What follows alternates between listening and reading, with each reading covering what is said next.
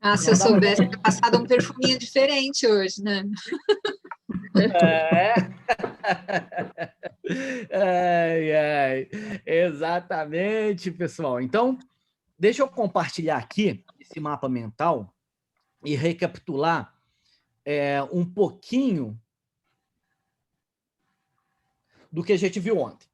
Então, o que a gente viu ontem? Que nós temos, né, alguns pontos que a gente tem que estruturar muito bem para criar sustentabilidade de um negócio. E a sustentabilidade de um negócio é uma sustentabilidade de curto, médio e longo prazo, que não adianta tentarmos construir o médio e longo prazo se a gente destruir o curto e não tenha nem fôlego para poder chegar no médio e longo prazo. E também o contrário é verdadeiro, né? Não tem como a gente só construir ou tentar construir o curto prazo com resultados financeiros um pouco mais consistentes se a gente não pensar na construção do médio e do longo. Então, uma das competências, né, que todas as empresas, de alguma forma, precisam ter é construção de marcas, as construções das suas marcas. Então, muitas das vezes, as empresas olham só em farol baixo, de gerar um determinado resultado, e esquecem de construir o médio e o longo prazo das empresas. Então, esse conjunto de 3 grandes pilares, né, que todos os demais totalmente importantes para a perenidade e sustentabilidade do negócio, eu acredito que a gente pode encaixar dentro deles, são as escolhas estratégicas, né, a própria formulação da estratégia, que uma linha que eu adoro e sigo muito, né, que é do Leffley, que ele é um ex-CEO da Procter Gamble, e ele falava que a estratégia é escolha, né, e realmente a estratégia é escolha. E falava sobre as 5 escolhas estratégicas que a gente visualizou aqui ontem para poder criar o quê? Um valor único na percepção do cliente. E esse valor único, realmente com a proposta de valor única, a gente consiga não só produtos e serviços, mas nesse mundo em disrupção, a gente crie modelos de negócios que a gente consiga perenizar e ser sustentável nesse mundo em disrupção, né? E aí, essas escolhas estratégicas, só para recapitular, que a gente viu ontem qual a nossa ambição vencedora, onde que nós iremos jogar, como que nós iremos ganhar esse jogo, quais as competências essenciais devemos ter e qual sistema de gestão iremos utilizar para executar a estratégia. Então, quem quiser, né, visualizar um pouquinho mais, vai ter o link aqui do YouTube, do nosso encontro de ontem, e avançamos também ontem, de uma forma bem, até um pouco mais profunda, com relação qual que seria o principal desafio a vencer, né? Fortalecer o caixa, criar valor para o negócio, e aí a gente visualizou ontem também que criar valor para o negócio que a gente precisa fazer, a gente tem que, de alguma forma, que o lucro operacional da empresa seja maior do que o custo que os sócios têm de capital. Então, a gente abriu aqui numa árvore para poder desmistificar que finanças é uma coisa, inclusive a parte que é só ler demonstrativos. Não, que a gente vai desdobrar indicadores na operação da empresa que, de tal forma, nós vamos identificar. Se a operação estiver caminhando daquela forma, a gente vai conseguir, né, ou tentar conseguir aquele resultado previamente planejado, guardando a devida característica que nenhum planejamento resiste 100% ao campo de batalha, mas ainda assim é importantíssimo planejar e agir em ciclos curtos, né, de revisão do que está acontecendo para nos adequarmos rapidamente nesse mundo VUCA que a Verônica, que está aí, né, escreveu um livro fantástico, né, que quem tiver a oportunidade de ler, vai ser ótimo. Tá certo? Bom,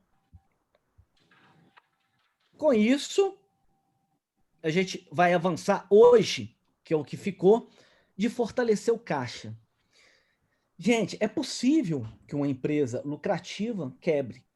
Se essa empresa lucrativa ela não tiver ou tomar decisões estruturadas para manter um caixa saudável, pode ser uma empresa que tem recursos, tem riqueza econômica, mas não tem recursos para poder honrar o dia a dia dela, né? Por exemplo, né, caminhar para a vida pessoal. Vamos supor que eu tenho ali aplicado 10 mil reais.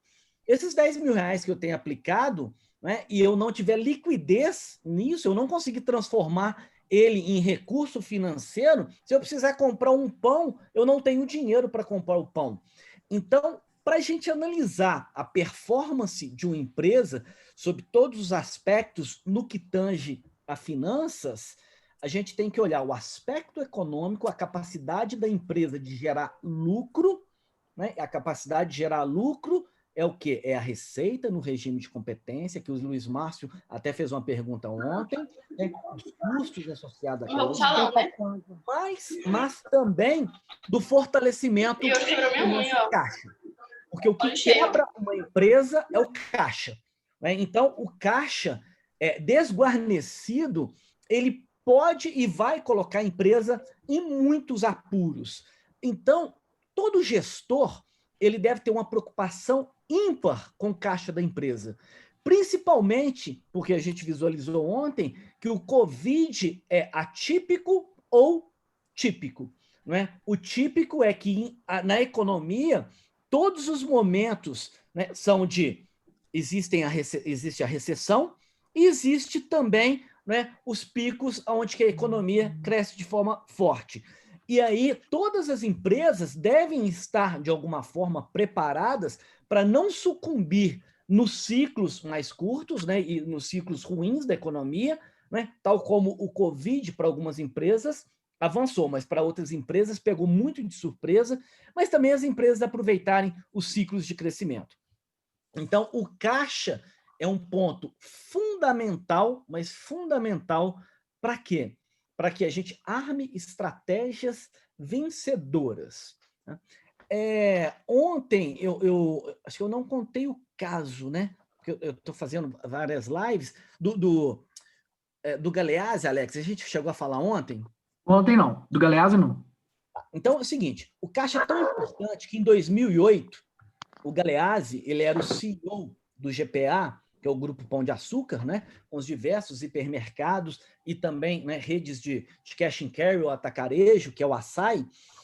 Ele, em 2008, chegou, né, o que aconteceu no ouvido de todo mundo, que estava prestes a estourar uma crise imobiliária nos Estados Unidos.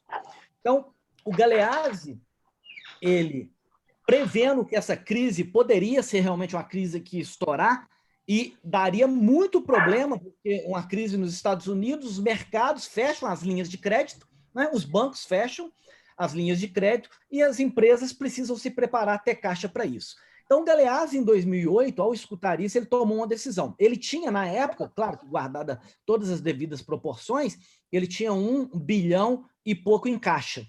Né? Só que ele tomou uma decisão de fazer uma captação de recursos de mais de 1 bilhão de reais, fortalecendo o caixa do GPA, algo em torno de 2, pouco bilhões de reais. E aí muita gente falou, Galeazzi, você é maluco, você é louco, né? O caixa do Pão de Açúcar já está alto, né? Para a época e dentro, claro, que do porte da empresa, né? Que é proporcional. Ele falou, eu prefiro ter um risco e um custo que eu sei qual que é os juros desse empréstimo, do que ter um risco não calculado, né, em função dessa crise e o que ela pode ocasionar.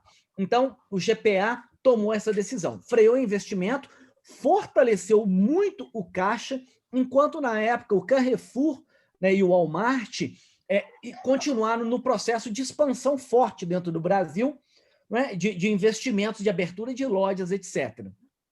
E aí, nessa época, estourou justamente o problema do Lehman Brothers, e aí estourou a crise imobiliária norte-americana, que virou aquela crise mundial.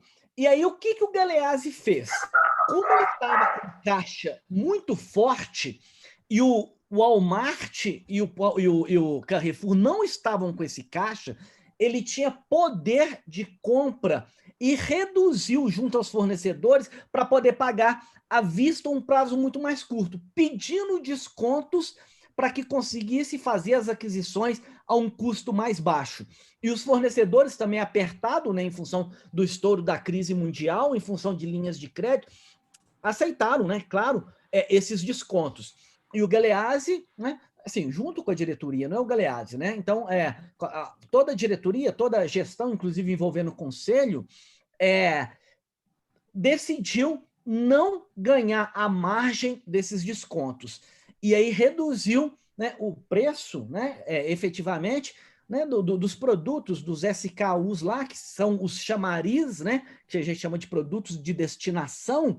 E aí, com isso, ele inverteu o jogo, porque ele aumentou o número de clientes, fez uma estratégia bem correta para isso, não ganhou margem, porque ele foi ganhar a margem depois, hora que começou a repassar de novo os preços dentro da estratégia de pricing, e foi uma grande virada, né, e um trunfo que o Pão de Açúcar teve nessa época por causa de um ponto, o caixa. E o caixa é o que faz a gente aproveitar oportunidades, mas também destrói da gente não pegar oportunidades e tomar decisões equivocadas, né, e rápidas, por a gente não ter tempo para poder pensar melhor sobre o negócio, porque está faltando dinheiro. Tá? Então, e aí, no caso lá do GPA, bom, e se não estourasse a crise? Bom, se não estourasse, ele estava perdido, é provável que a cabeça dele estava ali a prêmio, né? Mas aí, claro, consensado, mas a importância do caixa.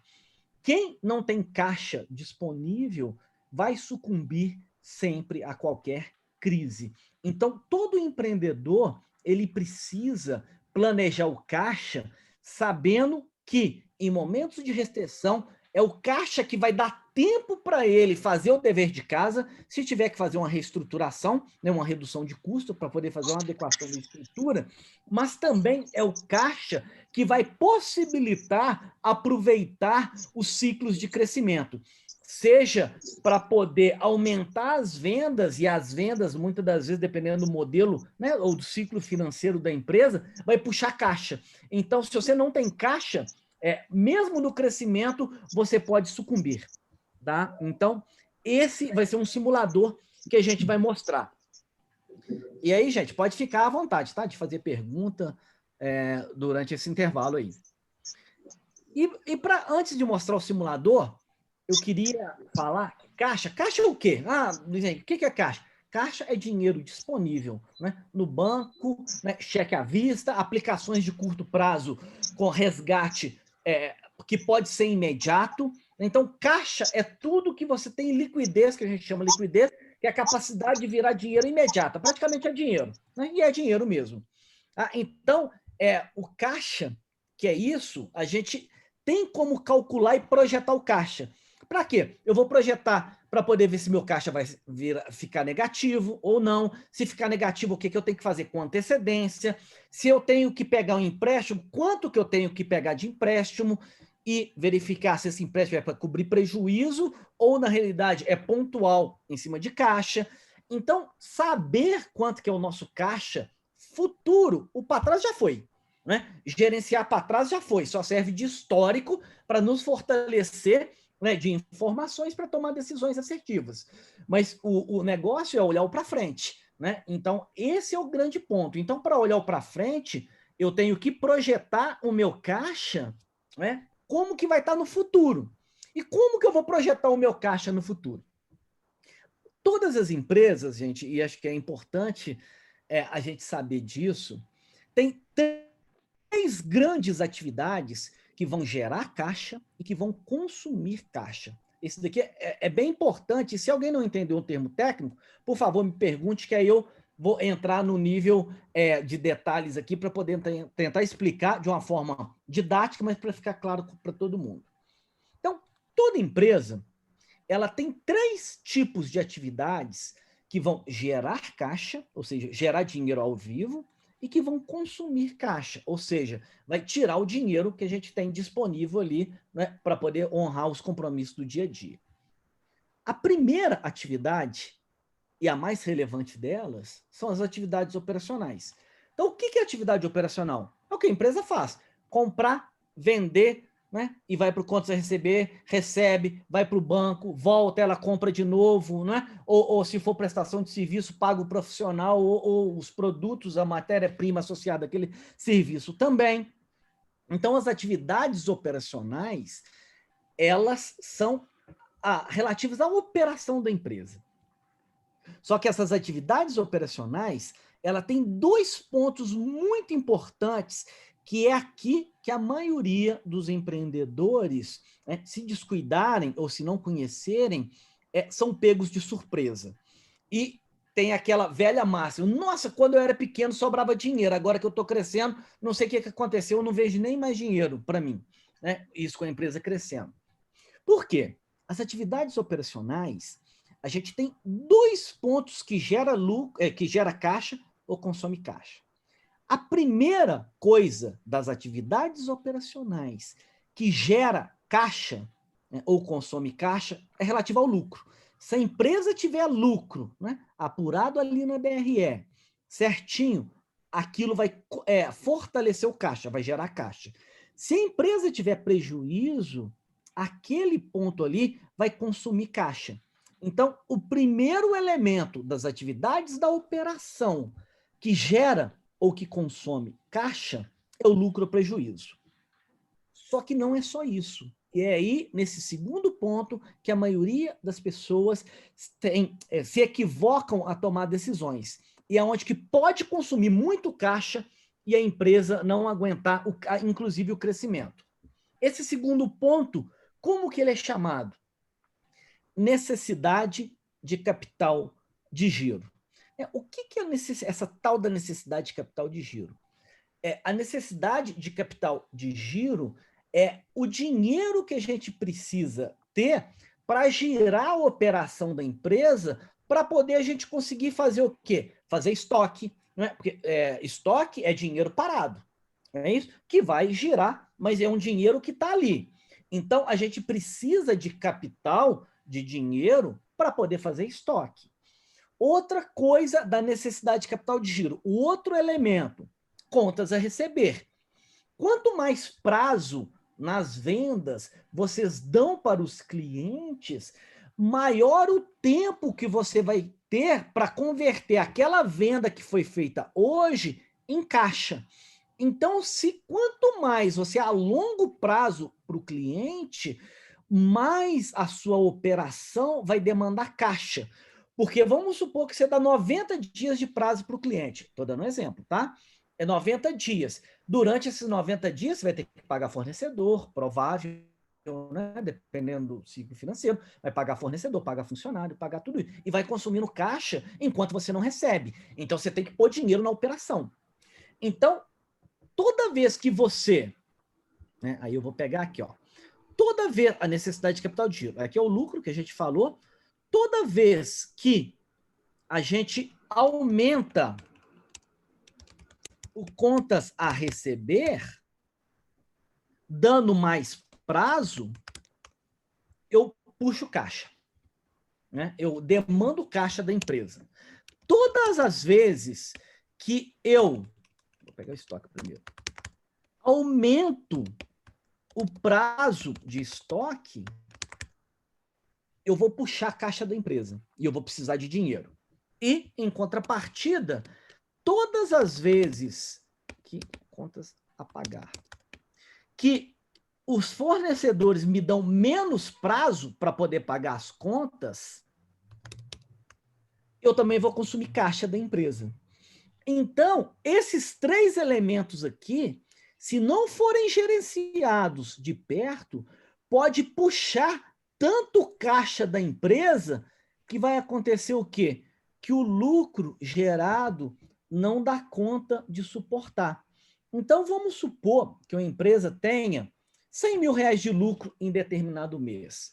Mas o crescimento dessa empresa foi tão forte, ou de uma política de dar prazo, ou aumentou a inadimplência, né? E ela estocou demais, que esses 100 mil que gerou de lucro não foi capaz, por exemplo, de suportar um aumento de 120 mil de necessidade incremental de capital de giro. O que vai acontecer, mesmo sendo lucrativo, né? Se precisar de 120 mil reais de capital de giro, e a gente vai ver no simulador. Eu vou ter que te colocar dinheiro de alguma forma, ou o banco tem que emprestar, né? Ou eu tenho que fazer um aporte de capital, porque eu não suporto. Então, o lucro, quando ele não é suficiente para bancar um crescimento estruturado da empresa, em função do que a empresa dá de prazo para cliente, tem política de estocagem ou política com fornecedores, eu posso ter o que a gente chama, né, de efeito tesoura, que mesmo crescendo, tendo lucro, eu estou puxando caixa da empresa e estou pegando empréstimo cada vez mais. E é aqui que acontece a maioria dos equívocos e que as pessoas falam, eu cresci, agora não vejo dinheiro. É porque às vezes controla só o lucro e não vê o caixa que isso daqui está puxando. Tá? Então, esses dois são elementos que geram ou consomem caixa da empresa. Bom, segundo elemento de atividades de financiamento. As empresas, muitas das vezes, precisam de financiamento para tocar a operação dela. Esse financiamento pode vir dos sócios ou pode vir de bancos. Então, todas as empresas que muitas das vezes precisam de capital para crescer, e aí, de uma certa forma, é positivo, se for para crescer, mas uma grande maioria precisa de financiamento para cobrir prejuízo. Aí é uma bomba relógio. Tá? Mas essas atividades de financiamento, ela gera caixa quando? Quando você pega um empréstimo e coloca o dinheiro para dentro, ou o acionista coloca o dinheiro para dentro. E quando que eu consumo caixa da empresa? Quando eu tenho que pagar o empréstimo. Não é isso? E o empréstimo não tem nada a ver com a operação. O juro, sim, acaba sendo aqui. Mas o empréstimo, o valor ali que eu peguei de empréstimo para pagar, é atividade de financiamento. Então, se eu tenho que pagar empréstimo sem fazer captação, quer dizer que a operação da minha empresa, ela tem que suportar, né, ou gerar caixa para eu pagar meus financiamentos. Se a operação da empresa não gerar caixa para poder pagar os financiamentos, né, a empresa vai estar em maus bocados. E aqui são decisões que muitas das vezes os empreendedores tomam que travam caixa da empresa. Decide crescer, financiar para ter um crescimento, né, estrutura a empresa para poder crescer, e uma certeza a hora que você estrutura para crescer, o gasto vem. Mas muitas das vezes a expectativa de receita que você tem não se concretiza, até pelo olhar empreendedor que nós temos, que somos otimistas, não é isso? E aí, a operação, ela não é capaz e ela não cresce o suficiente para poder honrar os pagamentos que eu tenho dos empréstimos que foram contraídos. E aí, o que acontece muitas das vezes em cima disso? Eu tenho que pegar empréstimo para pagar empréstimo, pegar empréstimo para pagar empréstimo. E pode chegar no limite que eu já não tenho nem condição. E se o mercado, num cenário de crise, aquele que eu falei, fecha as linhas de crédito, o banco fala, agora eu não empresto mais. O seu balanço está desestruturado ou eu não posso emprestar mais. A empresa entra em maus bocados e pode entrar no processo de insolvência, de não dar conta mais de pagar as contas. Tá? Então, a gente tem que tomar muito cuidado do que acontece aqui e do que acontece aqui na empresa. E não pode misturar tudo no mesmo saco. E o outro ponto, outra atividade, são as atividades de investimento. O que é atividade de investimento? Bom, se eu quero abrir uma loja, que é o que o Pão de Açúcar freou lá atrás e o Carrefour e o Walmart decidiu fazer, eu vou ter que investir para poder aumentar a minha estrutura. Né? E com qual fonte eu posso financiar o aumento de investimento? Por bancos ou através da operação, né? Ou através de aporte de capital, que também é uma fonte de financiamento, capital do sócio. Então, se eu decidir expandir mais do que a minha perna aqui dá conta de fazer expansão, né, eu posso também entrar em maus bocados. Então, a velocidade de crescimento que a empresa suporta, ela vai depender sempre desse danado aqui. E esse danado aqui depende do lucro, mas também da necessidade de capital de giro. Então, se a gente não olhar de forma bem analítica, né, estruturadinha, o que a operação da empresa me gera ou me consome de caixa?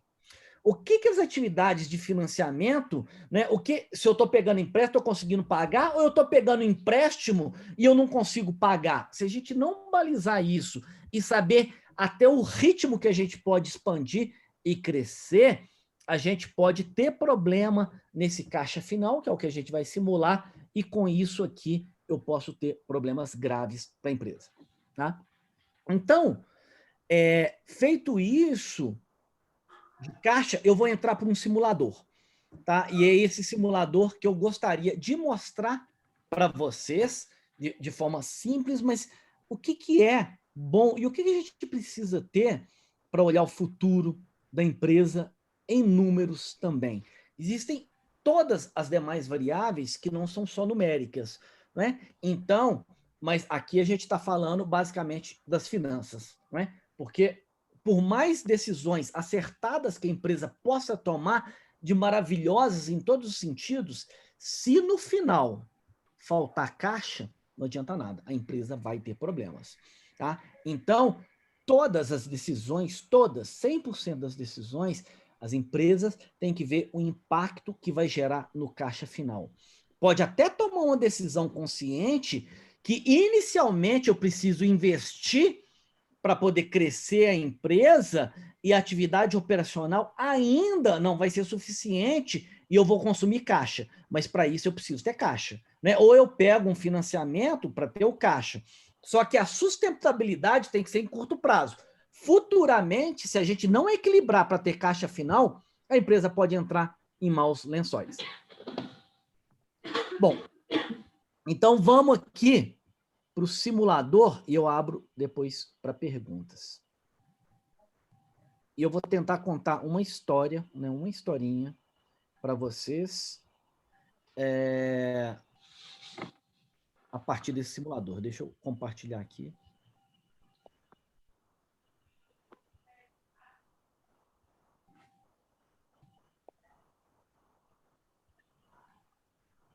Tá aqui, ó. Não é esse daqui não, peraí.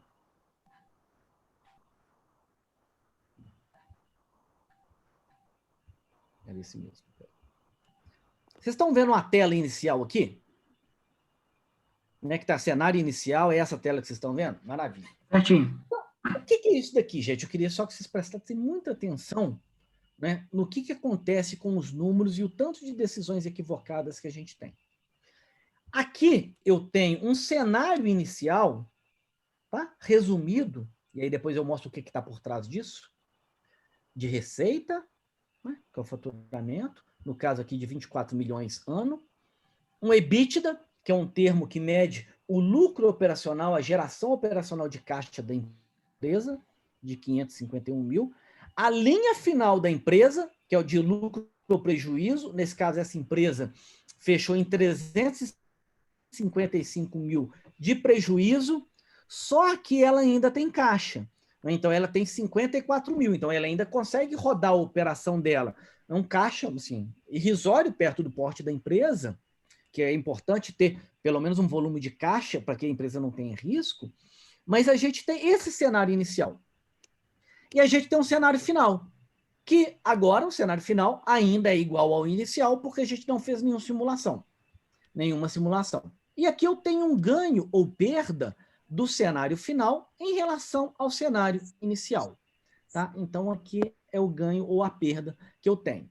Então, e aqui eu vou simular algumas variáveis. Vocês lembram lá atrás que a gente, ontem, falamos de volume? Ó, se eu aumentar o volume operacional, como que eu vou aumentar o volume? Aumentar a quantidade de clientes ativos, deixar de perder clientes inativos, aumentar a positivação, que são os indicadores. Nós vamos ver que, quando eu altero o volume da empresa, o que acontece nessa brincadeira aqui? É a mesma coisa para preço. Quando eu altero o preço, o que acontece nessa brincadeira aqui? Tá? E aí, A mesma coisa para custo, e a gente vai ver cobertura de estoque, que é o nível de estoque que eu falei que tira ou consome caixa, o prazo médio de pagamento para fornecedores, o prazo médio de recebimento. Então, a gente vai fazer algumas simulações.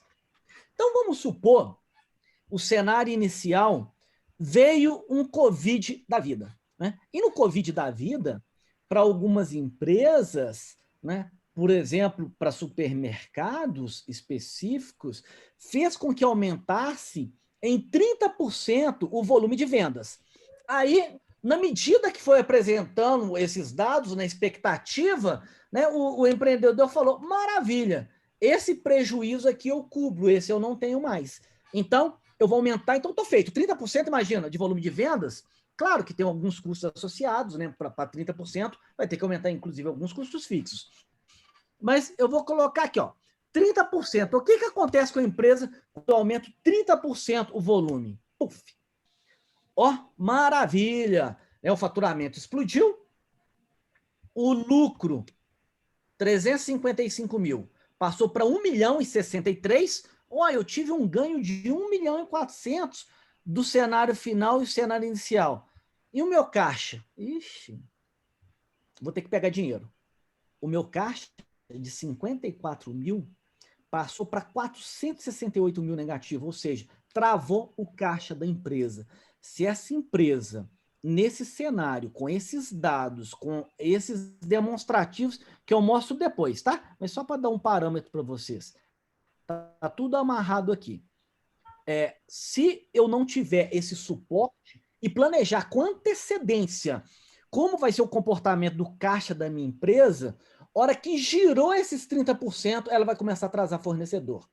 E aí, o que acontece? Hora que ela começa a atrasar fornecedor. Hora que ela começa a atrasar fornecedor de uma empresa que virou aparentemente lucrativa, o fornecedor vai falar assim, ó, você me atrasou. Né? Aqueles 60 dias de prazo que eu te dou, eu não vou dar mais. Agora é só compra. Agora, com 30 dias de prazo, eu vou cortar 30 dias do seu prazo. Aí o fornecedor, para aquele nível de atividade, vem e corta 30 dias no prazo. Puf, o que acontece?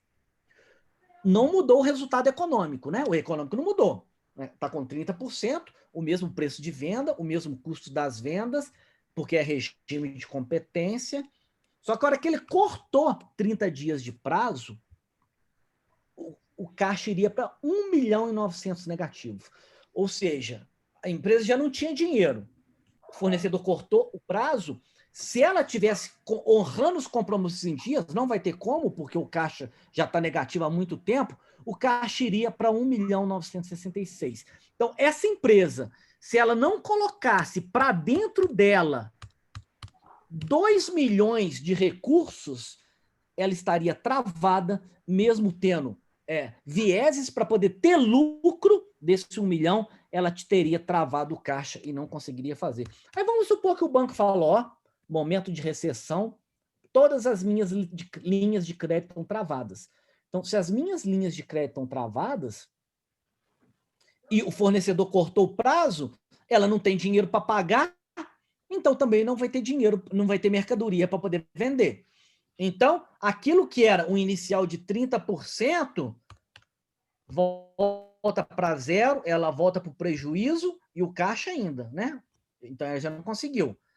Vai perder 30% das vendas, aí já cobriu o prejuízo, perdeu 50% das vendas, até não ter, continua com caixa travado, não tem dinheiro para poder pagar, né? Ou perderia 100% das vendas, ou aí, só que nesse caso aqui, já teria, né, protesto, né, e dependendo do prazo, ação de execução, né, que possibilitaria talvez até um RJ, recuperação judicial, ou até falência.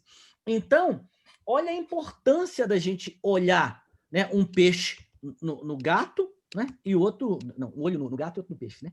Então, esse daqui é um cenário. Eu queria mostrar um outro cenário para vocês. A empresa, no mesmo Covid, só que foi num setor altamente afetado. Altamente afetado. E essa empresa perdeu 30% de volume, tá? 30% de volume. Reduziu 30%.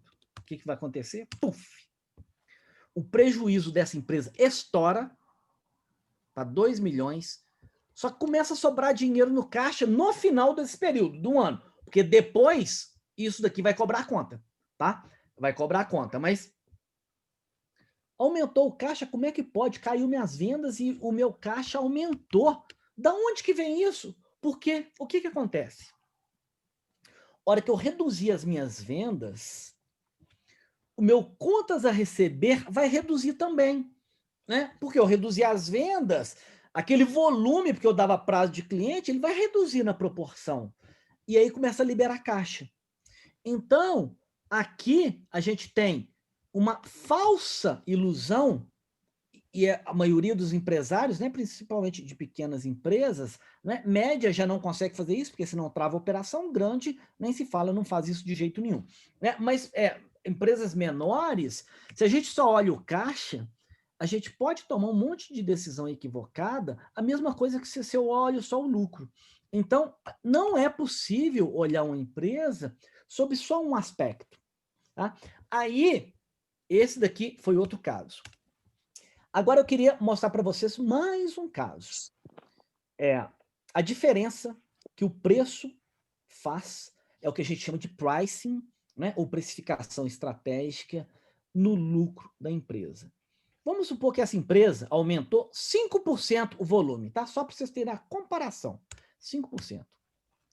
Se eu aumentei 5% o volume, eu saio de 355 mil de prejuízo para 96 mil de prejuízo. E o meu caixa, que era 54 mil positivo, foi para 11 mil negativo. Tá? Guarda esses dois números aqui. Com 5% de aumento de volume, 96 mil negativo, 11 mil negativo. O lucro e o caixa. E o faturamento de 25 milhões e 282. Vocês concordam, se não for o volume, se eu só aumentar o preço em 5%, o faturamento é a mesma coisa? Aumenta em 5%? Então, vou fazer isso. Mas guarda esses dois números aqui, ó, 96 negativo e 11 negativo. Eu vou aumentar o preço em 5%. Ao aumentar o preço em 5%, o lucro vai para 427 mil e o caixa da empresa pula para 678 mil. Isso mostra o que vários empreendedores, né, não dão a devida atenção, que é no preço. Na verdade, Luiz, não tem jeito de aumentar 5% o preço. Não, estou falando para poder aumentar. Só que existem formas estruturadas de aumentar o preço, criando valor para o cliente. Existem várias estratégias para isso. Primeiro é saber a dor do cliente. Tanto a forma de fazer mix de produtos, quanto a forma de apresentar o preço, quanto a forma para serviços de oferecer garantias. Então, mas esse é um tema que eu vou fazer uma live posterior, tem até alguma coisa já gravada no meu YouTube sobre pricing. Agora, esse poder do preço é uma coisa extraordinária. Os 5% faz muita diferença. E o que acontece na mente do empreendedor, né? Nós que somos empreendedores, falar não é a coisa mais rara do mundo. Não, surgiu oportunidade, vamos embora. Surgiu outra oportunidade, vamos embora. Não, o negócio é pegar. Eu não falo não. E os empreendedores, até por não... Porque às vezes é difícil fazer essas contas, não darem atenção aos números, tomam um monte de decisões equivocadas que vão matar o lucro e o caixa da empresa. Então, às vezes, um repasse aqui de 2%, em média, no preço, está um repasse. O poder que ele tem. O poder que ele tem de um repasse de 2%. Como que eu posso repassar 2%? Fazer uma análise, ver qual que é a proposta de valor, né, de ver o que identifica, vejo os meus concorrentes, agrego alguma coisa, ou conto, faço um pitch, né, de vendas, agregando coisas, aí tem várias formas para poder fazer. Mas esse daqui é o poder do preço. Outro ponto, né? No Covid, vou te falar, não teve jeito. Aqui eu perdi 10% de volume, né? Isso acontece, hein, gente? Perdi 10% de volume, eu não posso perder esse volume, os meus concorrentes estão dando prazo para os meus clientes, eu vou ter que dar prazo, para poder dar prazo e recuperar esse meu volume. Aí o que ele vai fazer? Eu vou dar mais 30 dias de prazo. Beleza, 30 dias de prazo. Opa, Prazo de pagamento não, né? Prazo de pagamento melhora o caixa. Dei mais 30 dias de prazo. Opa, o caixa que era, agora estourou de vez. Ele, né, se tivesse caixa para isso, até aumentaria o volume e reverteria, mas o caixa já ia estourar. Então, ele não consegue fazer isso. Então, o que eu vi muito empreendedor fazer na pandemia, de começar a perder volume, é dar desconto. Dar desconto e aumentar o prazo. A hora que ele dá desconto e aumenta o prazo, né? Preço, vou dar desconto de 5%. Matei a empresa. E eu vou aumentar o prazo ainda de recebimento para 30 dias. Aqui, eu acabei de dar um tiro na empresa para poder matar ela. Sabe? Então, todos os empreendedores, todos nós, precisamos criar uma modelagem econômica e financeira da empresa para que a gente tome decisões mais corretas e decisões racionais, né, sobre a projeção futura para poder aumentar o valor da empresa. Porque aumentar o valor da empresa, que a gente possa ter investimentos de forma estruturada, que a gente vai gerar mais emprego, a gente vai gerando emprego, vai gerar renda, as pessoas, os colaboradores ali, e se a gente olhar, né, essa mudança do mundo da educação, começar a educar, né, os colaboradores, né, dar mais educação, né, de criar o lifelong learning ali, é a nossa forma de fazer o quê? De ajudar a sociedade a prosperar através das empresas, né? Então, países que não têm empresas fortes são países com economias fracas. Então, nós como empreendedores, né, por mais difícil que seja empreender, ou líderes, temos como quase que, não é obrigação, né, porque é um prazer empreender, ou mesmo trabalhar dentro da empresa, independente, né, do que... Mas a gente tem a nossa obrigação que empresas mais fortes vai ajudar a gerar uma economia mais forte. E uma economia mais forte, com consciência individual de cada um, vai ajudar a reduzir a desigualdade social no mundo, né? E a gente fazer a inclusão, né, de pessoas que, porventura, né, não estavam mais no mercado de trabalho. E mais ainda, a empresa crescendo, e a gente dentro das empresas capacitando para esse novo mundo, onde que as competências necessárias, né, serão diferentes, a gente vai capacitar essas pessoas e vamos, de alguma forma, ajudar a fazer a inclusão digital, sabe? Então, a importância, só que não dá para poder fazer nada disso, nada, infelizmente, se a gente não olhar o número da empresa, porque pode tomar um monte de decisões maravilhosas, mas que pode fazer isso daqui com a empresa, ó. Matar a empresa. E aí vai ser voo de galinha, ela dá um solavanco e sucumbe ali na frente. E aí, mais algumas simulações pontuais só. Vou tirar o preço aqui, voltei tudo para 0%. E se eu aumento o prazo de pagamento com o meu fornecedor, negociando com ele? Se eu aumentar 10 dias de prazo de pagamento, o meu caixa, que era de 50 mil, passa para 438 mil. Eu libero caixa. E se eu reduzir o estoque, por que eu vou reduzir o estoque? Tem estoque, 20% do meu estoque não gira há mais de 6 meses. Que é isso? É falta de planejamento, muitas das vezes de produção ou alinhamento entre o que a gente tem em estoque com política de vendas. Então, se eu pegar o estoque e reduzir ele em 10 dias, olha para onde que vai meu caixa. Gente, então, um dever de casa para todos nós. Muitas das vezes, os recursos que a gente busca aqui, nessa linha de empréstimo, ele pode estar nesses 3 itens aqui, ó. Nesses 3 itens. Né? A MRV, né, há um tempo, então uns 6 anos, precisava de fazer várias captações, captou dinheiro internamente. Onde?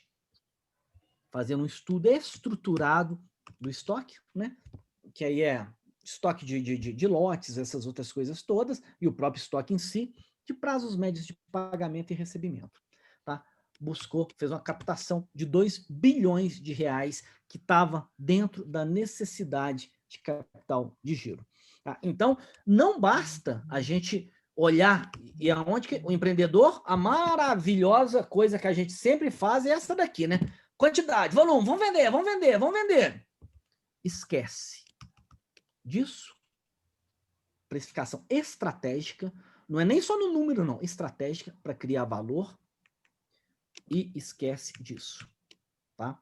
E aí vai ter que ir aonde? Vai ter que vir aqui, na linha de empréstimo. E outra coisa, empreendedor que quer dominar, tem uma ambição vencedora muito forte, toma muitas decisões equivocadas. Vocês já viram várias empresas fazendo isso, inclusive grandes. Eu estruturo muito forte para esperar algo. Geralmente, aquela estrutura que é muito forte para esperar algo, aquele algo não vem, a receita não vem, mas o custo está aqui. E a hora que eu aumento o custo, se a empresa não vem aquela receita, e eu fiz principalmente captação de empréstimo, aí eu fico esperando que vem, eu tomo decisões que eu faço a empresa crescer, mas piorando seus parâmetros econômicos e financeiros.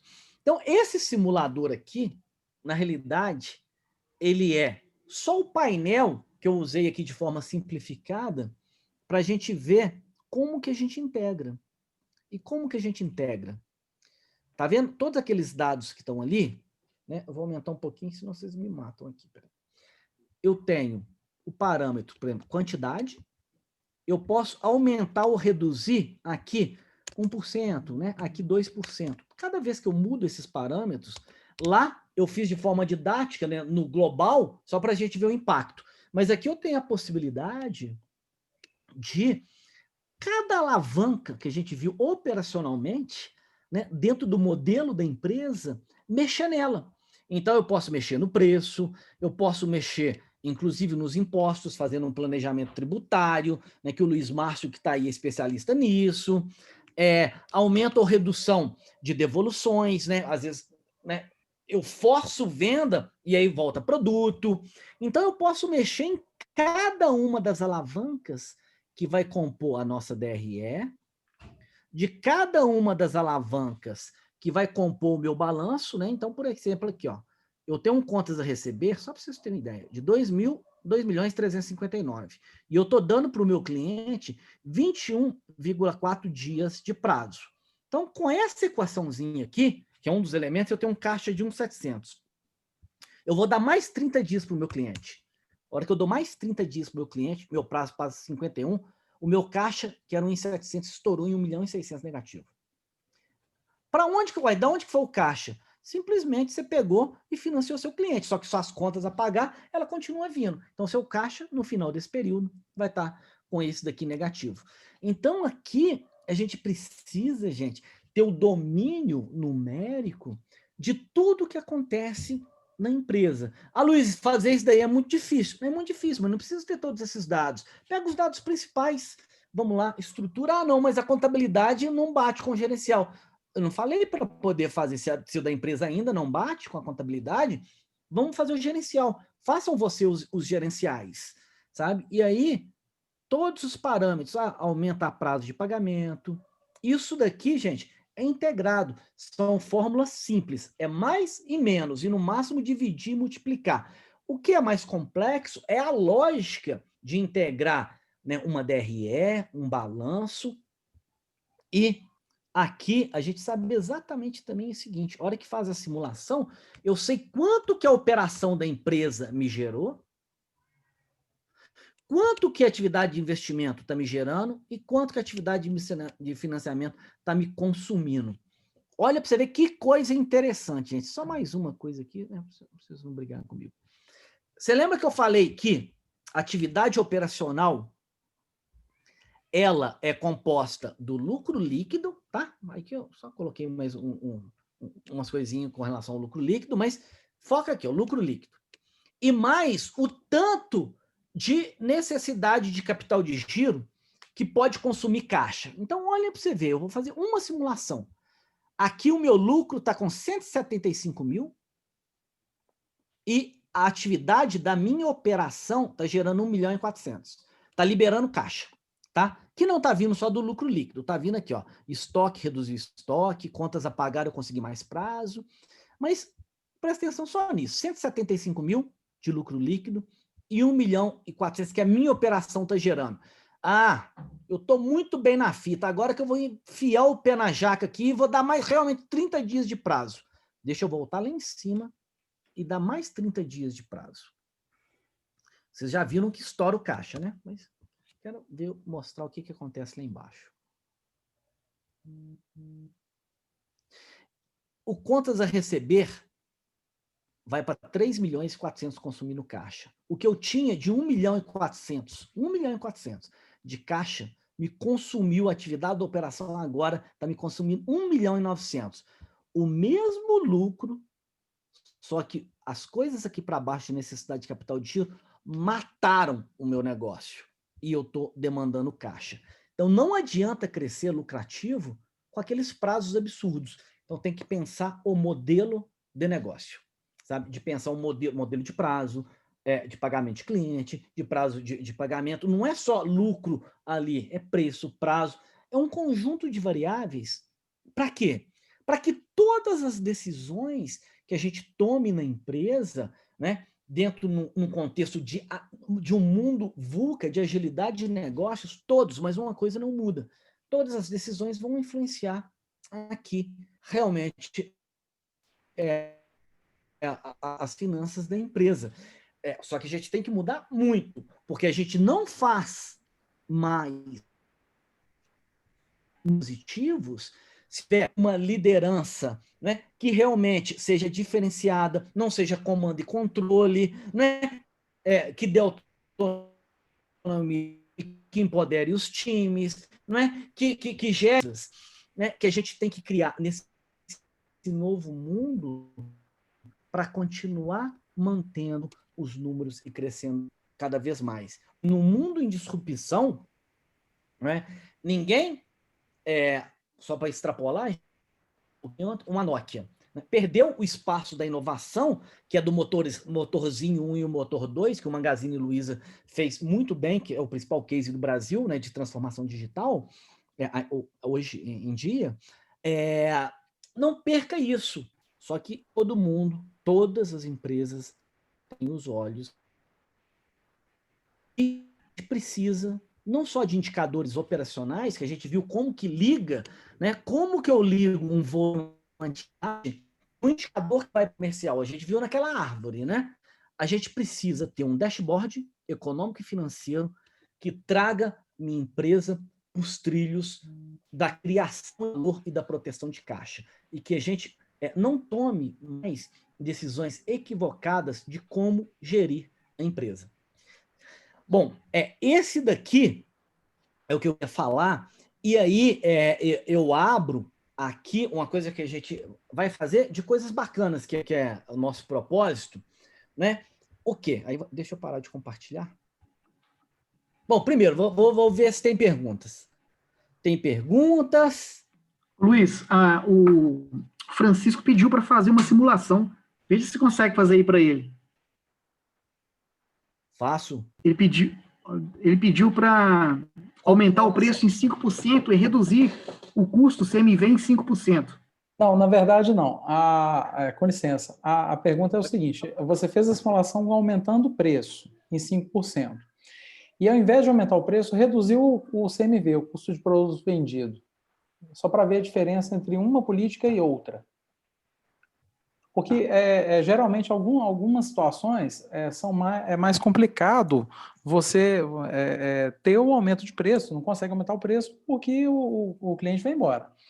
Mas se não há essa governabilidade, pelo menos a simulação do custo de produto vendido, melhorando o processo ou mesmo o fornecedor. Perfeito.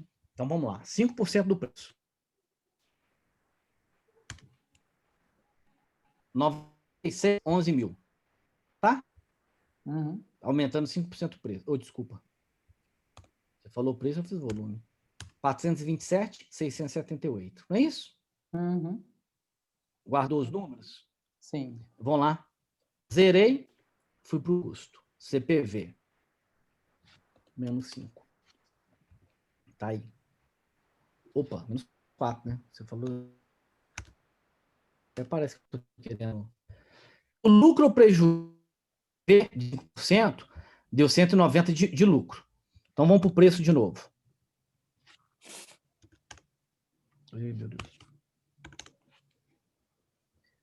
Luiz, não tem lógica. Por que essa diferença é os mesmos 5%? Só que o CPV, ele pega uma parte da DRE, né? Então ele pega só o custo do produto vendido, ele não pega nem despesa. Então, a hora que eu jogo 5% de redução no CPV, o que ele faz? a massa de redução que eu estou dando em cima do CPV é menor do que eu estou dando no preço. Né? Por isso esse impacto, tá? Então, como ele é uma fração do quanto que é de proporção. Mas aqui, deixa eu pegar aqui. Deixa eu zerar aqui, senão eu perco a referência. Aqui, ó.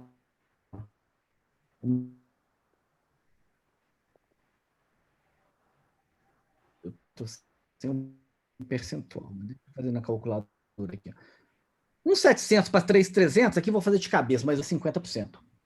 Então, como o CPV é 50% mais ou menos do que minha receita, se eu aplicar 5% do CPV de redução, por equivalência, tá? E em grandes números, é como se eu aplicasse aqui 2,5% do preço só, por causa disso. E era a simulação que você gostaria que eu tivesse feito? Sim, é isso mesmo. Na verdade, assim, aí trazendo para microfinanças, claro, né, empresas de muito menor porte. Por exemplo, comércio, o que eu tenho atendido muito nessa situação, onde você tem, eles têm uma precificação muito rudimentar, então não encontra meios para fazer aumento de preço. Então, aí eu sempre coloco essa situação. Tudo bem, então vamos tentar melhorar o fornecedor, não tem jeito. Você está saindo de uma recuperação Covid, então é sempre mais complexo aumentar preço. É só por isso que, empiricamente, e aí trabalhando com empresas que são só débito e crédito, acaba que o impacto ele é até perceptível no resultado. É por isso que eu sempre aconselho trabalhar o CMV, por quê? Porque senão ele também estoura. E aonde o empreendedor um empreendedor muito pequeno, ele tem um pouquinho mais de liberdade. No caso de empresas de maior porte, não. Sem sombra de dúvida, né, esse é um ponto importante, que a única variável está 100% nas nossas mãos os custos e despesas. Luiz, eu não sei se é para todo mundo ou só para mim, mas sua voz está falhando. Tá falhando? Para os outros também, gente? Deu uma falha, assim. Logo depois que eu falei. Sim, tá falhando.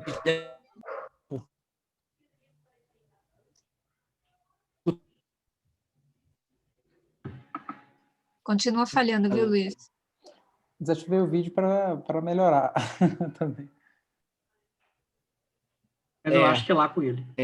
Continua falando. Acho que é porque a gente está ouvindo um e o outros participantes, a gente ouve perfeito. E quando você começa a falar, tá dando umas cortadas, a gente não está ouvindo a frase inteira. Dá umas congeladinhas, agora mesmo parou. Vocês estão me escutando agora? Agora sim.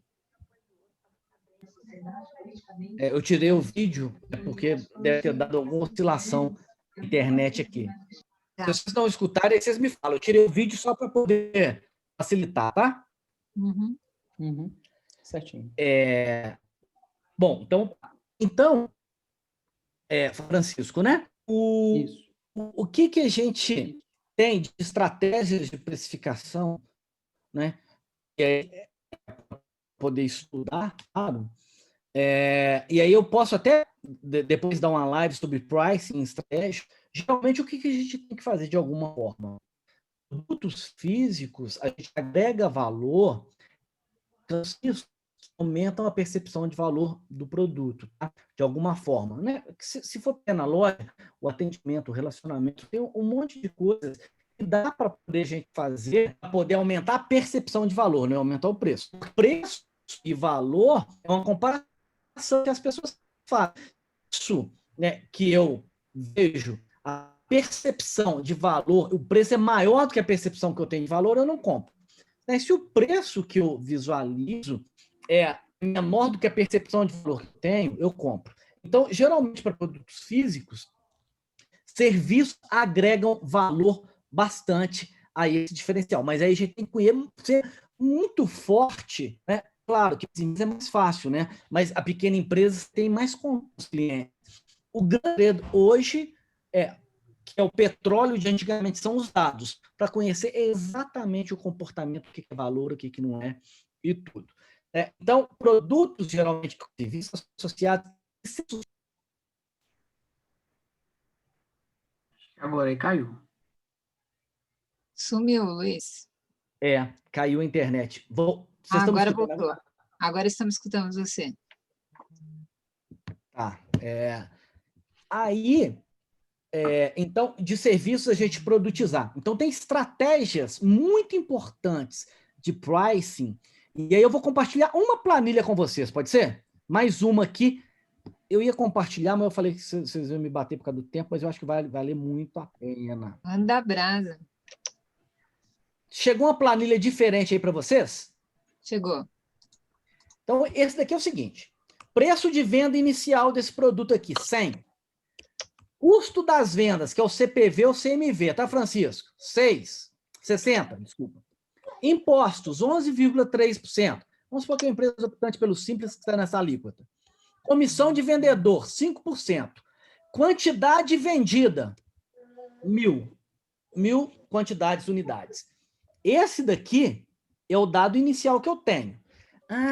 Cara, o que eu vou fazer? Os meus concorrentes estão dando desconto, eu vou derrubar meu preço em 5%. Para essa conjuntura, tá? Derrubei em 5% meu preço. Aqui eu já fiz a conta automática.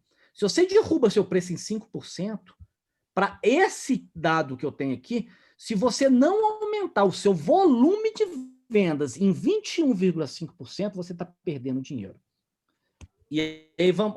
Luiz, como é que é isso? Que coisa maluca que é essa? Então vamos lá no DRE simplificado aqui, ó. Quantidade vendida 1.000. Preço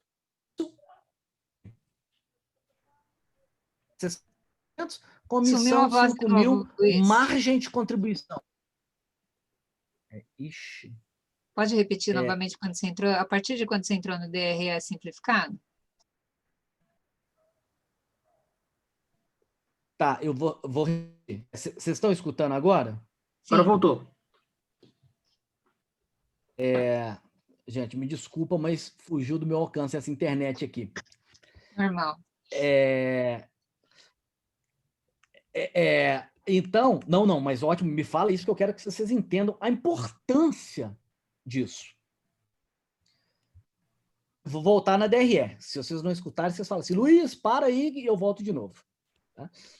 1.000 de quantidade vendida, 100 de preço, faturamento 100.000, 60.000, vai me dar margem de contribuição de 23.670. Com o novo preço, 5% menor, qual que é o novo preço? Passou para R$ 95,00. Aí eu fiz as contas do que tem que aumentar, então tem que vender 1.214 unidades com R$ 95,00. Faturamento, 115.000. Custo das vendas, 72.000. Impostos, isso. A mesma margem de contribuição.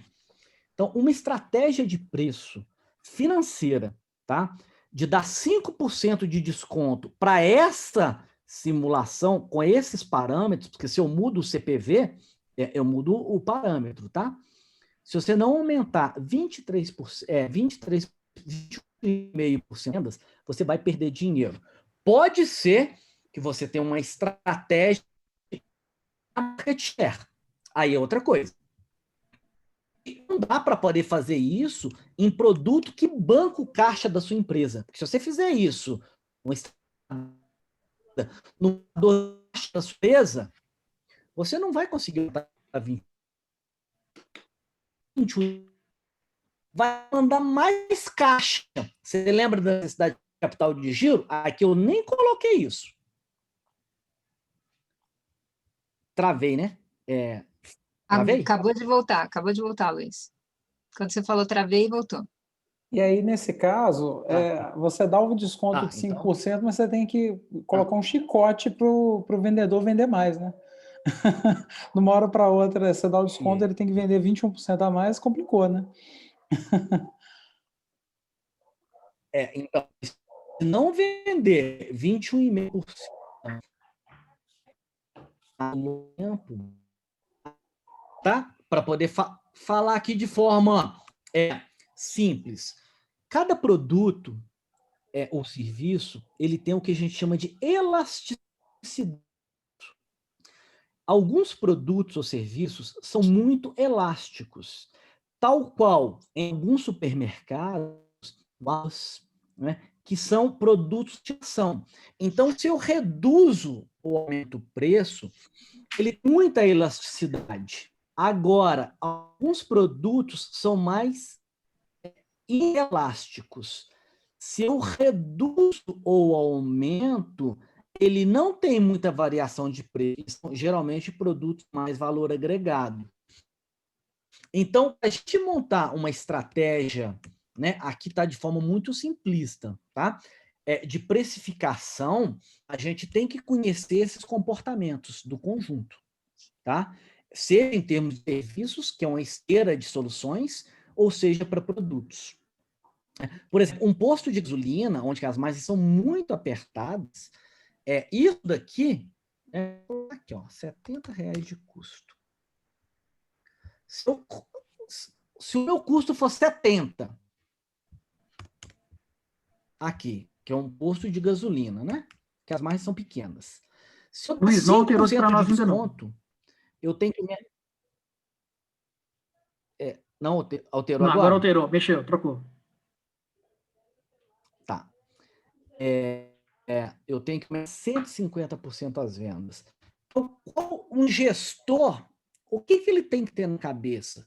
Qual é a minha elasticidade de preço desses meus produtos? Para conseguir construir uma estratégia eficaz para criar valor. Tá? Então, esse é o grande ponto. E que a gente pode até fazer uma live, uma outra live, que a gente vai tratar especificamente de precificação estratégica. Né? Nossa, eu ia adorar. Fez sentido, Principalmente Francisco? como aumentar a percepção de valor, viu? Do cliente, claro, né? Faz muito sentido, sim. Acaba que, assim, muitas das vezes a gente tem que entrar no detalhe, e quando você tem um mix enorme, vai ter que escolher mesmo família de produto, a família que casa com a outra, né? Que aí você dá um desconto, aquele que o consumo é junto, né? Então, em alimentação, por exemplo, em situações normais, fora de pandemia, né? Você tem carne com bebida, né? E assim sucessivamente. Mas eles têm que casar, não dá para dar desconto à torta à direito, né? Um tem que casar com o outro, né? Ou algum mantém o volume no alto, ou então nada feito. Perfeito. Deixa eu só parar de compartilhar e colocar o vídeo para a gente pensar um pouquinho até disso. Geralmente, quando são produtos, os SKUs, né, e aí vão pegar a alimentação no supermercado, a gente forma categorias. Então, muitas das vezes, e é o que a gente faz, chama de gestão por categorias, que se eu não consigo visualizar o SKU, mas eu sei o conjunto, aquele conjunto, aquela categoria precisa me dar tanto de margem de contribuição. E eu jogo precificações ali dentro para conseguir a margem de contribuição que aquela categoria eu tenho. Porque dentro daquela categoria vai ter produtos de destinação, produtos de indulgência. Então, tem cada característica, aí a gente precisa entrar mais na estratégia de produto, né? Mas uma característica que eu posso promover uma precificação que agregue valor. Mas o grande ponto, né, que eu acredito muito toda estratégia, marketing, comercial, ou mesmo financeira, a gente tem que saber aonde que a gente está mexendo para poder agregar valor para o negócio, gerar margem de contribuição. Tá? Então, e outra coisa, se eu aumentar isso, eu vou reduzir o volume. Então, tá. É possível reduzir o volume? Muitas das vezes, estratégia financeira tá? Estratégia financeira Só que, por exemplo, se você faz isso, em um produto de destinação, você tira fluxo da loja. A hora que você tira fluxo da loja, você perde dos outros produtos agregadores de margem. Então, e isso é interessante, né? Isso daí, assim, eu acho fantástico entender disso. Eu fiz um trabalho nas lojas americanas uma época, eu prestei bastante tempo serviço lá, que usamos Seis Sigma, que é uma técnica um pouco mais avançada de estatística, para entender a elasticidade de cada produto e qual o ponto que a gente podia colocar o preço. Né? E vindo com inteligência de dados, fazia precificação dinâmica, onde robôs varria a rede inteira para poder ver o comportamento de compras, né? Principalmente quando o Buscapé ainda estava pegando as comparações de preço. Então, isso daí é um grande ponto. Tem uma figura também, gente, a última eu prometo, tá? Prometo, mas desse tipo. Aí eu vou compartilhar, se vocês quiserem tirar a print da tela, pode ficar à vontade, depois se quiser eu mando também, e tudo. Esse daqui é uma figura que resume muito agregar valor e da onde que a gente tira margem dos produtos, sabe? Deixa eu pegar aqui. Vão falando aqui que eu já achei aqui, já pego, senão eu fico até com vergonha, né, de estar procurando aqui vocês aí, né? Porque esse daqui me pegou de supetão, mas eu acho que é interessante mostrar. Então tá, deixa eu achar o slide, já abri, tá? Já abri aqui. Deixa eu só achar o slide específico que eu já compartilho com vocês. Bom, cheguei no slide específico, agora eu vou voltar aqui e compartilhar. Só esconder.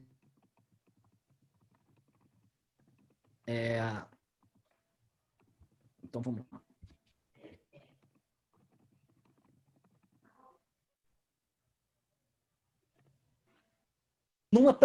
Chegou para vocês? A excelência em preço é atingida em duas alavancas: a precificação e a gestão de margem. O lado esquerdo, tá? O lado esquerdo aqui, é onde que é a formação e definição de preço-alvo. Eu tenho um preço base que pode partir, se for uma empresa nova, de pesquisa de mercado. Se é uma empresa já no mercado, pode ser de um produto onde que eu me ancolo, independente da onde que é o preço base. Eu preciso entender o que é valor para o meu... Seja que essa cadeira ficar precificando baseado em planilha, empacando, entender qual é a proposição de valor. Viu, Luiz? Cortou na hora que você estava começando a falar sobre o que é importante. Você falou o que é importante. E aí cortou. O que é mais importante a gente não ouviu. Então, eu preciso... Não ouviu. Então, eu vou falar devagar aqui, aí vocês me cortam de novo se não escutarem. O que é mais importante é entender o que é atributo de valor para os meus clientes. E o que é atributo de valor para os meus clientes, eu preciso comparar com relação aos meus concorrentes, no que é atributo de valor. Porque é no atributo de valor que eu vou conseguir criar uma percepção, mas realmente entregar valor, e com isso eu jogo um preço-alvo maior. Tá? Não é simplesmente repassar um preço, é entender efetivamente o que é valor para o meu cliente. Né? Por exemplo, uma loja que vende presentes, né? Uma Copenhagen da vida. O vendedor, ao fazer uma pergunta-chave do que ele quer, eu preciso presentear a minha namorada, agora às 6 horas da tarde, 4 horas, eu estou muito atrasado. Ele vai saber que o tempo de escolha para aquele cliente é proposta de valor, sabe? Então, isso no vendedor perguntando, mas as empresas precisam entender o que é proposta, o que é atributo de valor. Para entender o que é atributo de valor, a gente tem que entender a dor do cliente. E eu aumento o atributo de valor para gerar um preço-alvo. E do outro lado, é a gestão da margem. É o que a gente chama de vazadores de margem. Né? Então, frete, o custo do produto que eu tenho que negociar, né? Perda de devolução. Então, são os vazadores. E esses vazadores de margem, que eu chego na minha margem. Então, cabe, né, de uma forma estruturada, vendas e marketing de forma integrada com a empresa como um todo, não estou falando de área, mas de inovação integrada, é entender o meu cliente, seja através de ciência de dados, caso tenha muito dados para poder a gente entender comportamento de consumo, seja através de sair atrás de uma mesa e ir para campo perguntar para o cliente o que ele quer, para a gente fazer isso daqui. E aí tem técnicas, né?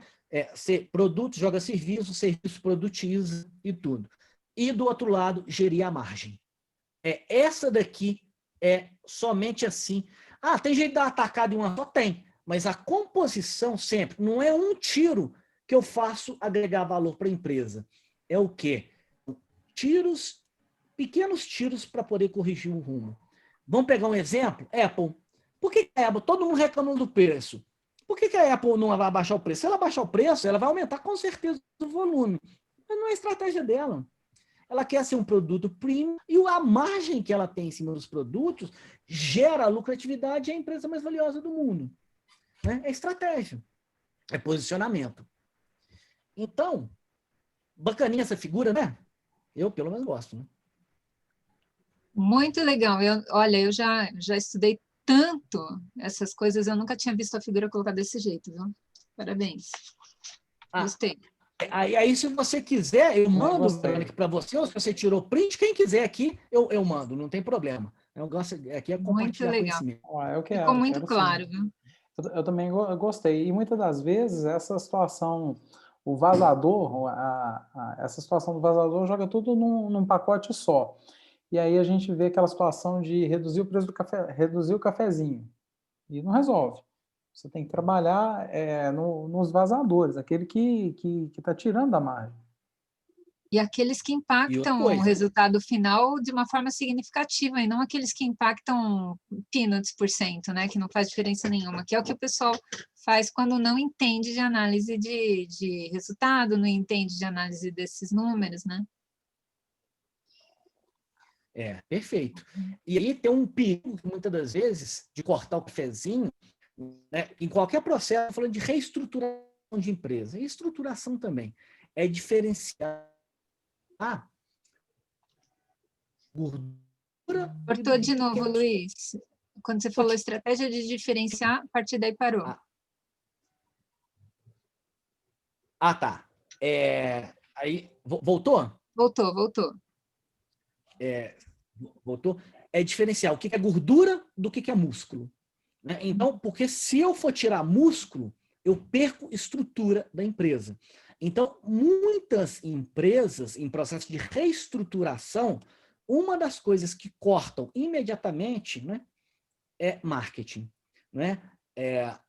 Por quê? Porque é um custo de decisão. Só que isso pode promover uma reestruturação a curto prazo e melhorar as finanças, que é necessário. Mas se ela não, ao recompor musculatura, começar a pensar de novo nisso, em marketing, em gestão de pessoas e tudo, ela destrói o médio e longo prazo, apesar de sobreviver a curto prazo. Então, essa visão holística é muito importante. Não é olhar sobre só um aspecto. Não é finanças, vou ali, puf. Mas se você não olhar a estratégia, que o criar valor a curto, médio e longo prazo, a gente pode tomar decisões equivocadas. Tudo a ver. Então, gente, aí eu queria, né, ver quem ficou e quem visualizar aqui. A gente ia abrir, a época não dá para poder abrir para todo mundo, né? E aí, assim, nada de venda, nada disso daqui, não. 3 pessoas que quisessem, né? Aí, talvez a coloca já o link, de ter uma consultoria de 1 hora, né? Trocar ideias do simulador, como que constrói o simulador, o que pode fazer, né? Trocar ideias que vocês quiserem trocar, no máximo que eu vou fazer e falar gente, não sei, né? Mas o resto, mas corra atrás depois, né? Então, as pessoas, Maíra, podia colocar, fazendo um favor, Maíra? Para poder... Tá colocando? E aí, vai lá Então tá, e aí de 1 hora, mesmo, sem venda, sem nada, não tem nada de venda, não tem nada de nada. É para poder pegar isso. Por que eu não abro para todo mundo? Porque senão eu não dou conta, né? A gente está fazendo lives e tudo, mas essa é uma forma, né, de poder ajudar, eu considero, sabe, muito relevante. E que a gente, é onde que eu tenho, né, essa fortaleza, talvez de conhecimento, de estudar, né, e experiência, apesar dos meus 17 anos, né, de idade. E aí, é para poder ajudar, sabe? Assim, a gente fortalecendo as empresas, a gente fortalece, né, uma sociedade como um todo. Né? Então, e aí fora isso, gente, assim, falo isso, são as 3 áreas, mas se tiver dúvida, procura dentro da minha disponibilidade, né? Eu, a Alex, a Maíra aí, e tudo, sabe? Disso daí é ajudar. E aí a gente está pensando em fazer mais lives, tá? Talvez uma de fazer uma outra de precificação, que talvez possa ser interessante, passando por todo o contexto de construir aqueles atributos de valor. Aí tem um mapa mental, esse mapa mental eu vou mandar para todo mundo.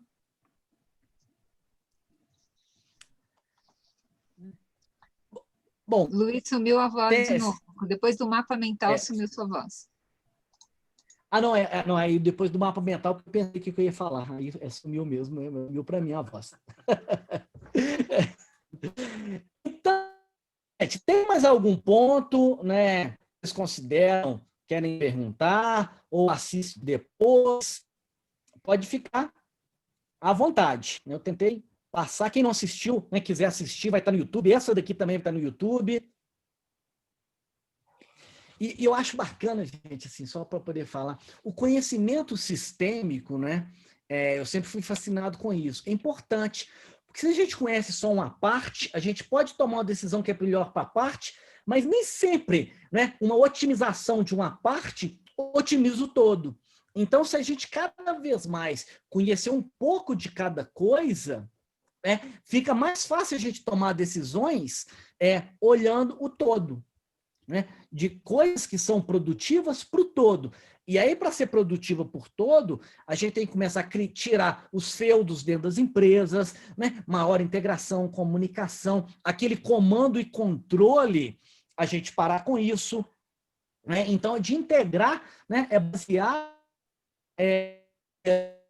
Essa não é uma posição, né, ali que você está de hierarquia. Né? Então, é fazer isso. De gerar realmente uma coisa bacana e a gente conseguir criar uma nova geração de empresas mais conscientes, em que as pessoas, né, pelo menos eu acredito nisso, entrem para o trabalho e tenham que os seus propósitos pessoais estejam atrelados, né, de alguma forma, ao propósito da empresa, que ela possa contribuir, né, e a gente consiga que essas pessoas, né, parem assim, mas parem não é que impor, não. Que fala, sexta-feira, graças a Deus, segunda-feira, não, estou até com depressão. Não, que elas sintam prazer, sabe? E cabe a nós, líderes, né, conseguir que as pessoas sintam prazer no que elas fazem, né? Mostrar o quanto elas são úteis de alcançar um posto maior. Não é? Que, inclusive, elas podem descobrir o propósito dela, que nós nem temos, muitas vezes, claros propósitos. Né? Então, quando a gente cria consciência disso, eu acho que a gente pode ajudar uma jornada melhor para a vida delas. Nossa, com certeza. Alguém tem mais alguma pergunta? Concordância, discordância ou sem concordância? Pode ficar à vontade. Nossa, só posso dizer que foi ótimo, viu, Luiz? Acho que você está pegando num ponto nevrálgico e se eu pudesse te recomendar alguma coisa, cara, é divulgar mais toda a tua proposta de valor aí pelo mundo, porque você tem, acho que, milhares de clientes te esperando que não sabem que você existe, cara. Eu sabia que você existia, mas não sabia que esse era o seu tipo de trabalho e eu estou muito satisfeita em saber. Eu poderia tranquilamente te recomendar para muita gente. Se as pessoas estiverem precisando no momento, eu vou saber a quem recomendar, porque, olha, adorei sua forma clara de colocar, simplificada, de analisar as coisas, muito bacana, viu? Muito bacana. Isso é um diferencial, Assim, viu? até É um grande diferencial. Te agradeço, e essa comunicação de valor que você faz está de parabéns, nota 1000, porque essa forma que você está usando para divulgar, né? Talvez aliado a mais algumas que atinjam uma massa maior, que talvez seja bom para você, cara, nota 1000. Eu adoro coisa que simplifica, sabe? Coisa que difícil já basta tudo que a gente tem na vida. Verônica, Verdade. Verônica, eu vou dar um testemunho rapidinho aqui. Uhum. Eu não sabia nada de finanças. Essa parte para mim era muito complicada, sempre foi. O Alex, eu conheço o Alex de infância. E tudo ficava na mão do meu sócio, eu fazia toda a parte comercial e projeto, mas eu sempre fiquei interessado em aprender. Tem uns cursos que eles fazem, intermediário, curso inicial e avançado, que são assim, extremamente perfeitos. Então, tudo que o Alex me manda para participar, eu participo, sem titubear, entendeu? Então, eu acho que você pode participar de um desses cursos, né, Alex? Depois você passa para o pessoal. Fazendo a venda aqui, né, que eu sou a parte comercial agora da empresa. Não, viu? Levemente comissionado, assim. Depois eu recebo a comissão, então tudo bem. Mas eu indico você fazer, vocês vão adorar. É espetacular. Nossa, muito bacana. Porque Os a gente relatórios... começou algumas mentorias, né? Uhum. Os relatórios que a gente vê normalmente que vem da contabilidade, finanças. eles não são gerenciais, né? Eles são necrópsias do caixa, né? Do caixa, do fluxo de caixa e dos demonstrativos, né? É só para você ver o passado, mas não necessariamente para você olhar projeções para o futuro. Então, é bem bacana o que vocês fazem, viu? Vocês precisavam divulgar mais esse trabalho gerencial de planejamento para o futuro e as vantagens disso. Meu Deus, muito bacana o que vocês fazem. E mostra... realmente estou de parabéns. Não é, Flávia? Não mostra assim na hora para... Dá uma sacudida na gente para mostrar, ei, peraí, qual é o caminho que realmente você está seguindo? Você fez uma análise mesmo? No prazo? É o estoque enxuto? Realmente é fantástico. Dá vontade de falar assim, nossa, eu sou péssima, peraí. Porque são todos SKU que às vezes coloca a gente enlouquecida com isso, e ele sabe, eu tive consultoria através da FIENG, né? Num projeto que a FIENG está fazendo, que é a FIENG competitiva, e eu tive o prazer de conhecê-los agora, né? A partir disso, e já estamos conversando para coisas futuras aí, e eu vejo que realmente é o momento, e assim... Eu vim de uma empresa com muita dificuldade financeira, por isso que eu até postei aí que isso está me dando depressão, porque passar por uma dificuldade... Não deixa, não deixa, reverte. É um sentimento, além de sentimento, voltar a isso e ver números assim, choca de novo, sabe? E dá uma insegurança de fazer a gente pensar, meu Deus, será que eu estou no caminho certo mesmo? Porque eu não estou analisando tudo dessa forma, assim, as coisas estão caminhando, mas não está sendo essa análise toda. Porque, às vezes, você não pode contar com um contador que a DRE realmente está correta e está em cima. Então, assim, eu acho que se hoje um empresário, na verdade, ele tem que ser advogado, ele tem que ser contador, ele tem que ser administrador, economista, marqueteiro. Né? E a pequena empresa não tem condições financeiras para isso. Todo dia tampar ali para destampar aqui, e assim a gente vai levando, né? Mas quando acontece uns cursos assim e te abre uma visão tão grande de potencial e de coisas que a gente, poxa, não me toquei para isso, porque a gente que é empreendedor tem isso no sangue. A vontade é maior, o entusiasmo, e Luiz fala isso, ele dá essa aula com muito entusiasmo, né? Ele dá essa aula, assim, querendo realmente sacudir o empresário, e é com um carinho tão grande que a gente fala, ai, vem para cá! É uma chinelada com a havaiana de pau almofadada. Não é? E parabéns, eu adorei, e é fantástico, realmente. E você faz um resumão, assim, lógico, que tem que ter muitos dados antes de chegar nessas conclusões, né, dentro da empresa. Mas eu acho que é fantástico, fantástico. Parabéns, Luiz.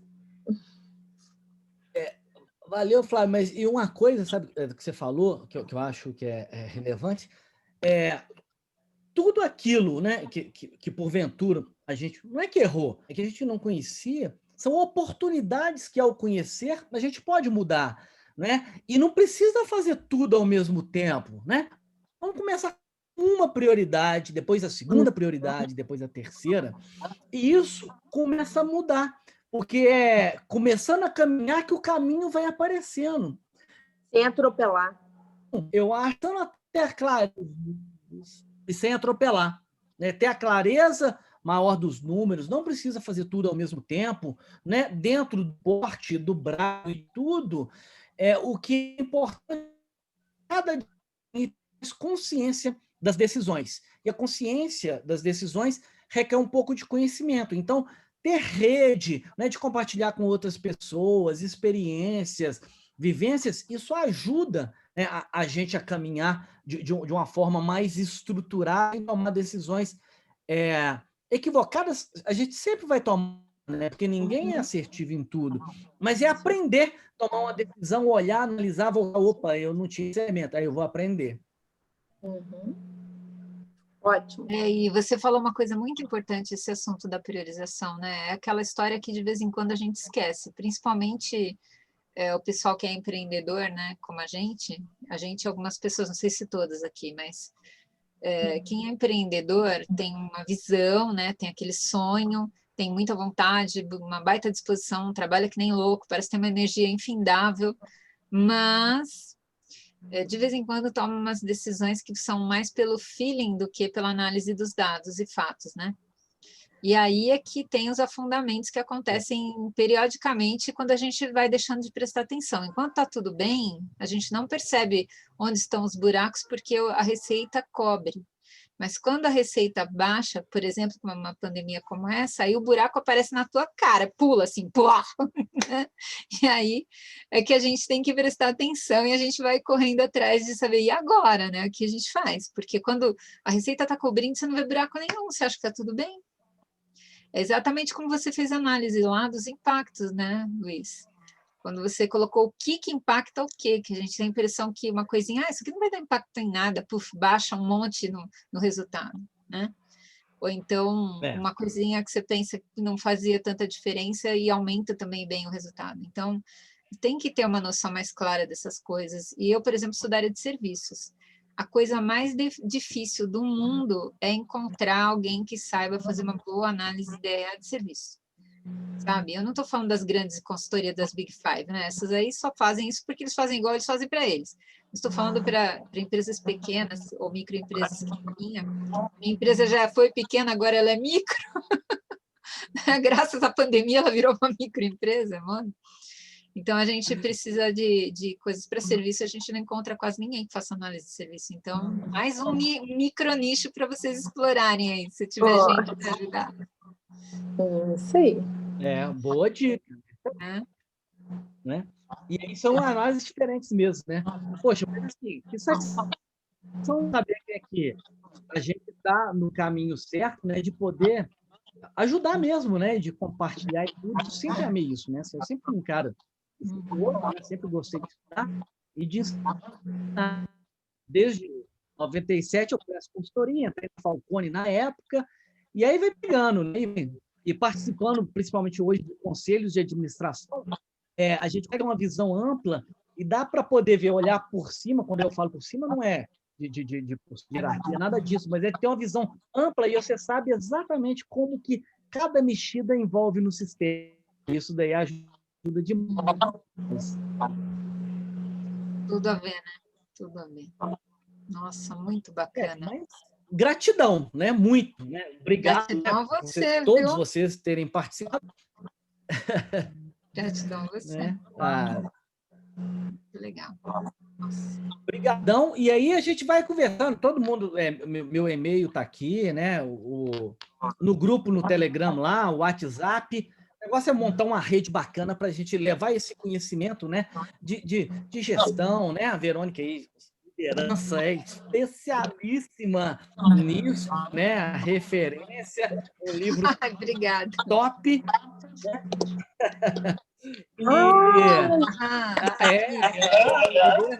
Mostra aí de novo. Esse aqui, ó. Tá lá na Amazon. Tem prefácio da Luísa Helena Trajano. Legal, printei aqui. Tá, obrigada. Parabéns. Tem e-book e tem papel. Quem prefere papel? Ok. Ó. Nossa, muito legal. E faz mais uma coisa, Luiz. Põe o link para o Telegram aqui para a gente copiar no chat. Ah, tá. Você coloca fazendo favor, Alex? Você está com ele mais na mão aí? Pode deixar aqui. E aí a gente participa também, acompanha, divulga, fala para outras pessoas que precisam. Vira e mexe, alguém me pergunta e eu não sabia que você fazia, já perdi um monte de oportunidades de te indicar já, viu? A gente compartilhou, Verônica. Oi? Compartilhamos aqui também um grupo nosso do Telegram, que tem bastante conteúdo, tem ferramenta, tem dica. Vou compartilhar aqui de novo para vocês. Isso, por favor, coloca novamente. Gente, agradeço aqui, Luiz. Deixa eu fazer a troca aqui agora. Um grande abraço. Obrigado pela oportunidade. Saulo, foi um prazer, um abraço, viu? Obrigado. Prazer, Verônica. Sucesso, viu? Para você também, viu? Tchau, gente. Boa noite. Tchau, boa noite. Um grande abraço. Obrigado. Eu que agradeço. Compartilhar, pessoal, o grupo do Telegram aí, tá? Deixa eu pegar aqui e copiar. Ai, que bacana. Vamos ver se já entra já. Telegram. Deixa eu ver se eu mando para mim. Beleza, compartilhado. Gente, um abraço. Então, legal, ótimo. Também vou indo. Tem mais alguma coisa, Luiz? Cortou um pouquinho.